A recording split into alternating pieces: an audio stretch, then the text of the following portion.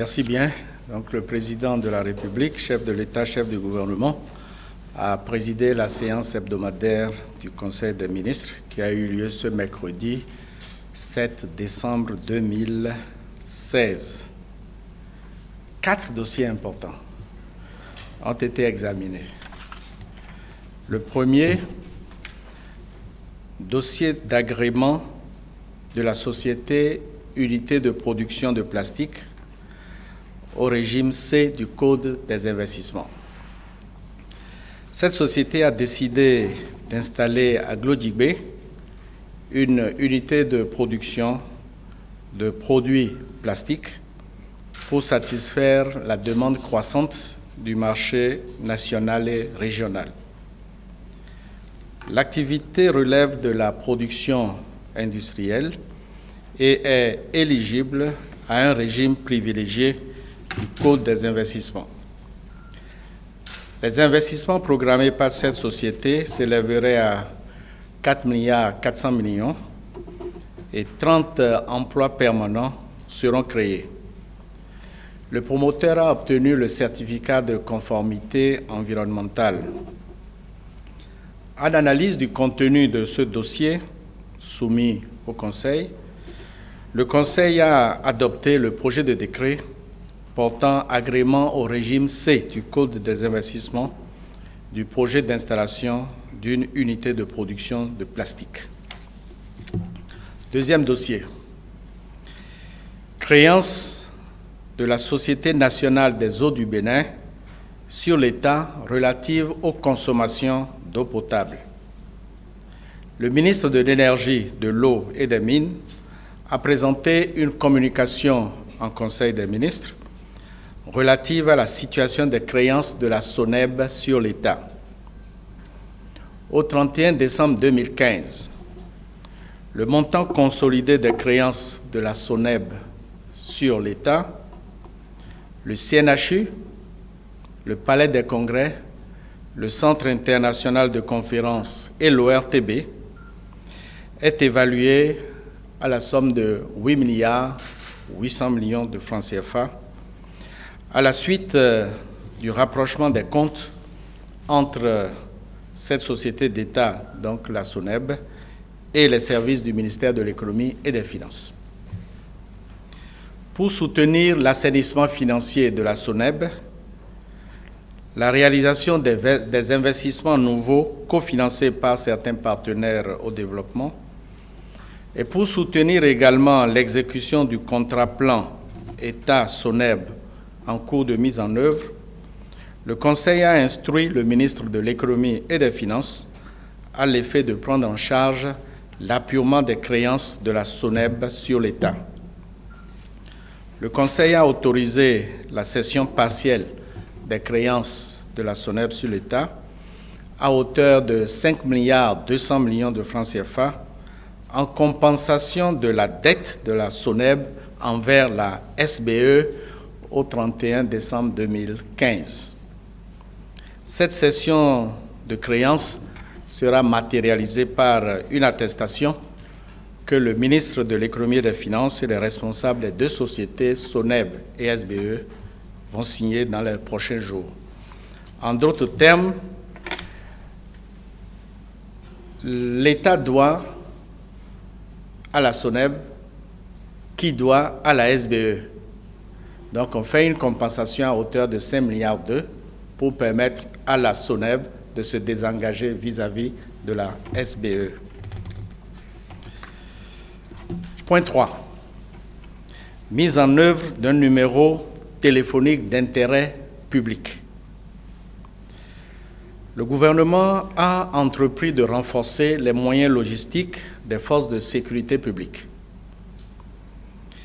Le gouvernement s'engage aussi dans la correction du déficit communicationnel entre les citoyens et les forces de sécurité publique en instituant un système de communication qui sera accessible à tous et sans frais.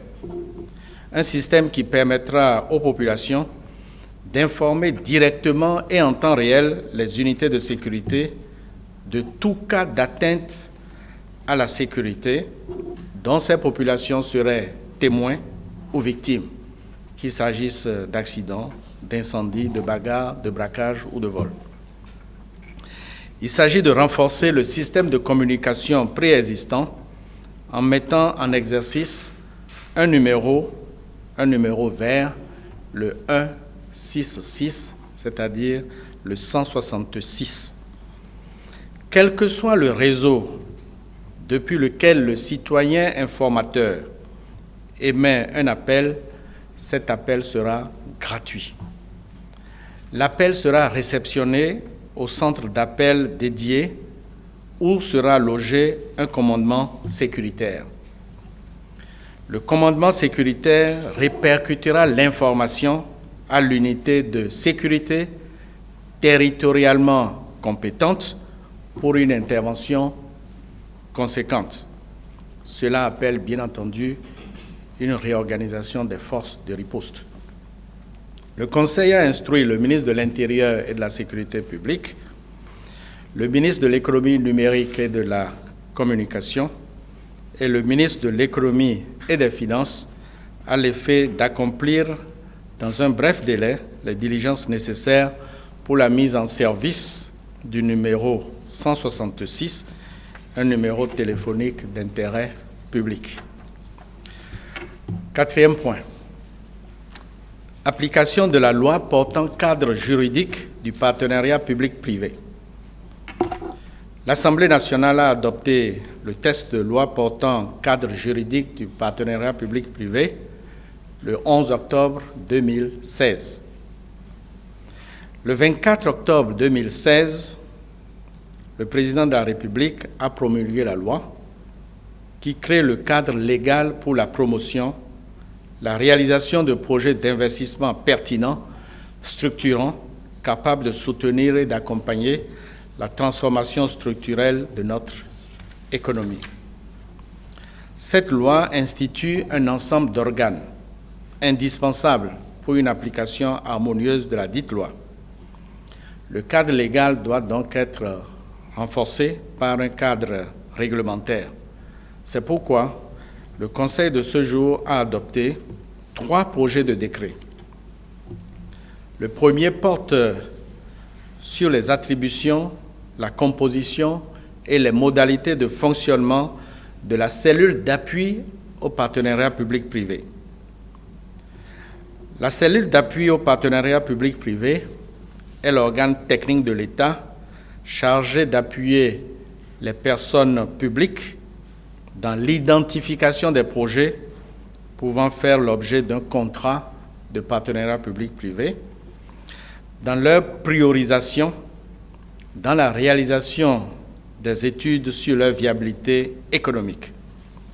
La cellule apportera son expertise dans l'exécution et le suivi du contrat de partenariat. Cette cellule dispose d'un secrétariat exécutif. Le deuxième décret fixe les modalités de fonctionnement des commissions ad hoc d'appel d'offres, commissions ad hoc qui sont chargées des procédures de passation des contrats de partenariat public-privé en République du Bénin. Dans le cadre de la mise en œuvre des procédures devant aboutir à l'attribution des contrats de partenariat public-privé, initiés par chaque autorité contractante habilitée à recourir au contrat de partenariat public-privé, il est créé une commission ad hoc chargée des opérations de passation des 10 contrats. Cette commission est mise en place dès la publication de l'avis de préqualification.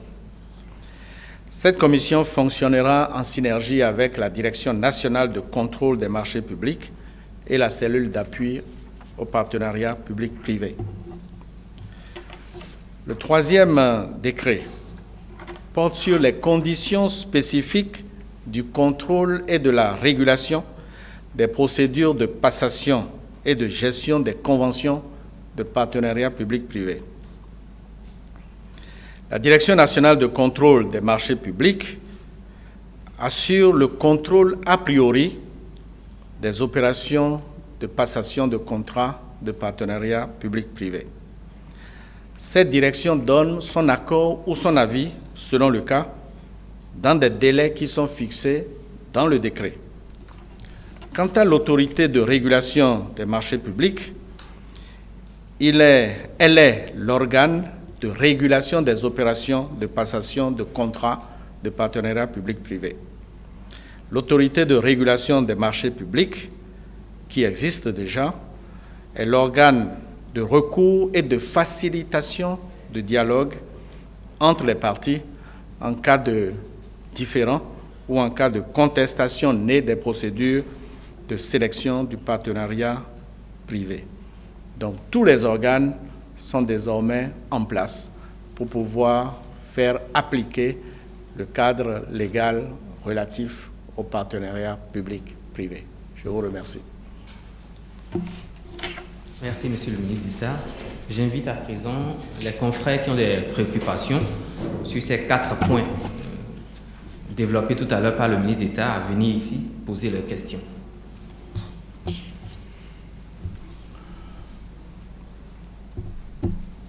Vous avez envie de dire quelque chose, je crois. Ah bon.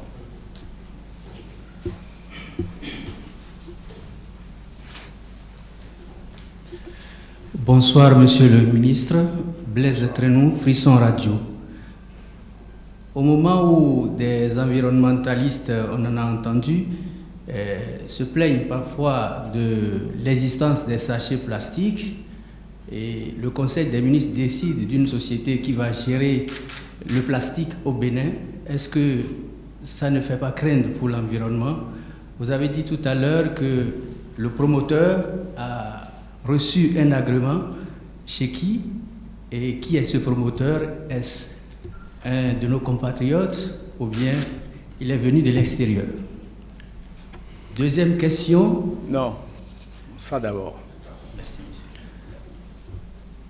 La nationalité de l'investisseur dont le Bénin a besoin importe peu.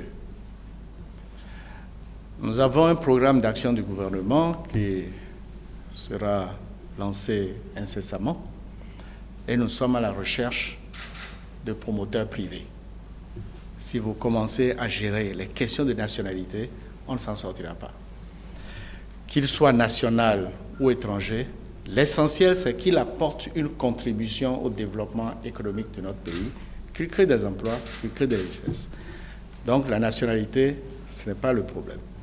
Le problème que vous posez dans le fond est important, c'est-à-dire un problème environnemental.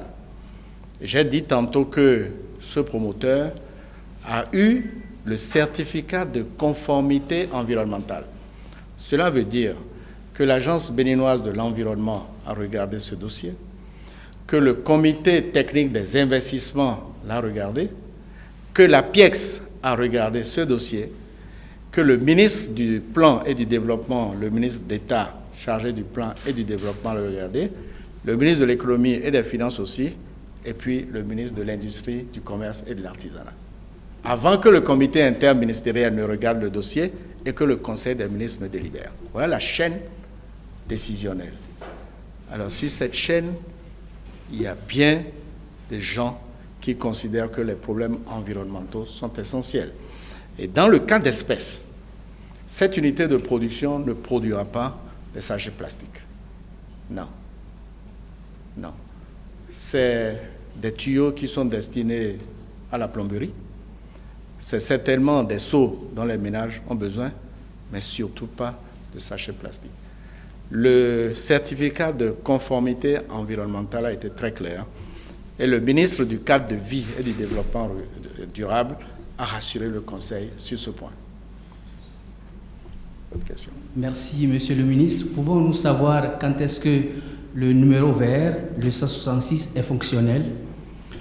Bien, j'ai dit tantôt que le Conseil a donné des instructions bien précises et a instruit mes 3 collègues concernés à l'effet d'accomplir les diligences requises à bref délai.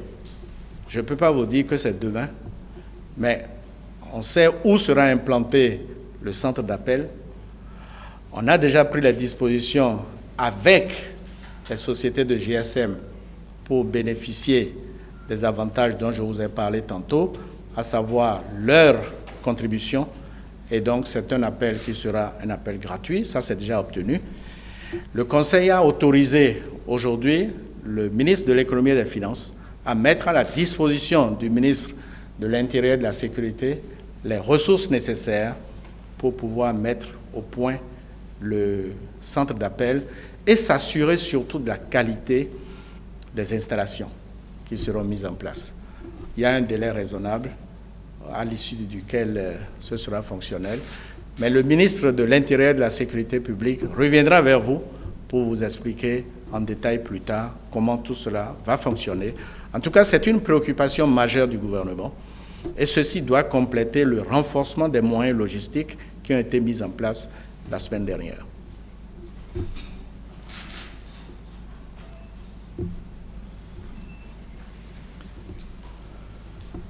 Bonsoir, monsieur le ministre. Bonsoir. Constant Adamba, du journal L'Informateur. Au point 2 de votre point de presse, on retient que les sociétés comme le CNHU, le Palais des Congrès, le CIC et le TV doivent 8 milliards au 31 décembre 2015 à la SONEB. Est-ce qu'on peut comprendre la période pendant laquelle cette facture est à cette société? Est-ce aussi l'État ne prévoit pas des mécanismes pour rationaliser l'utilisation de l'eau, évidemment de l'énergie électrique aussi, au niveau des entreprises d'État où on sait que n'ont pas toujours la mesure d'utiliser le bien public? Je dis que l'État doit 8 milliards 8. Cette dette vient de l'administration publique en général, donc les ministères, les collectivités, et aussi des établissements publics comme ceux que vous avez cités, le CNHU, le CIC, le Palais des Congrès et l'ORTB. C'est l'ensemble de ces structures qui doivent 8 milliards 8, dont 7 milliards pour l'administration publique et 1 milliard 8 pour les 4 établissements publics dont nous avons parlé. Vous savez que en cas de difficulté financière, c'est l'État qui met les ressources à la disposition des structures publiques. C'est pour ça que l'État est regardant sur la qualité de la gestion de ces structures publiques. Et il se fait que ces structures publiques ont des dettes que l'État doit prendre en charge. Donc c'est 8 milliards 8 pour l'ensemble. Et c'est 8 milliards 8 à fin décembre 2015, la situation qui a été faite. Donc, on paiera par compensation formelle entre la SONEB, l'État et la SBE 5 milliards 2, parce que c'est de 5 milliards 2 que la SONEB a besoin, tout de suite. Maintenant, le futur. Ce que vous avez dit dans votre intervention est juste. Il faut absolument que chacun de nous fasse ce qu'il fait chez lui, lorsqu'il est dans l'administration publique. Lorsqu'il y a des fuites d'eau dans l'administration publique, est-ce qu'on est pressé de le signaler? Lorsqu'on a des problèmes d'électricité, on n'a pas forcément le réflexe de le faire, ou d'éteindre les lampes quand on sort du bureau, ou d'éteindre le climatiseur, ou les brasseurs, selon les cas. Donc il y a une conscience que chacun de nous doit avoir s'agissant du bien public. Le ministre de l'Énergie et de l'eau, chargé de l'énergie et de l'eau, a indiqué qu'on va rentrer bientôt dans un processus de changement des lampes, qu'il nous faut des lampes LED et non autre chose qui consomme beaucoup d'énergie. Donc ce sera fait. Pour ce qui concerne l'eau, c'est important que la discipline soit exercée, assumée par chacun de nous. Donc il y a des économies de charges qui peuvent être réalisées, ça dépend de nous et on doit arriver à le faire. Sous le bénéfice de ce commentaire, peut-être que progressivement, on ira vers la réduction des dépenses d'énergie et d'électricité et d'eau dans nos ministères. C'est une question de conscience.